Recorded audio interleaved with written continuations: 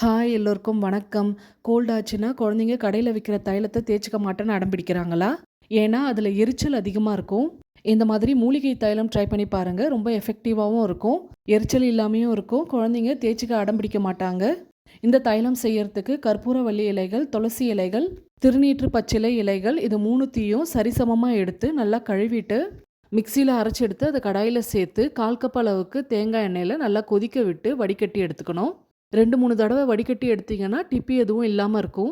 இதில் தேன் மெழுகும் கொஞ்சமாக பச்சை கற்பூரமும் சேர்த்து நல்லா மிக்ஸ் பண்ணிவிட்டு டபுள் பாய்லர் மெத்தடில் இந்த தேன் மெழுகு உருகிற வரைக்கும் வச்சு எடுக்கணும். ஒரு 5 நிமிஷத்துக்கு நல்லா மிக்ஸ் பண்ணிவிட்டு ஒரு கண்டெய்னரில் ஸ்டோர் பண்ணி வச்சுக்கோங்க. நல்லா ஆறுனதும் தைலம் கன்சிஸ்டன்சிக்கே கிடச்சிரும். இந்த தைலம் கோல்டுக்கு நல்ல ஒரு ரிலீஃபை கொடுக்கும். தலைவலி, கோல்டுனால வரக்கூடிய காது வலிக்கும் நல்ல எஃபெக்டிவாகவே இருக்கும். இனி குழந்தைங்க தைலம் தேய்ச்சிக்கிறதுக்கு அடம் பிடிக்க மாட்டாங்க. பெரியவங்களுமே இதை யூஸ் பண்ணலாம். ட்ரை பண்ணிவிட்டு உங்கள் ஃபீட்பேக் சொல்லுங்கள். பை.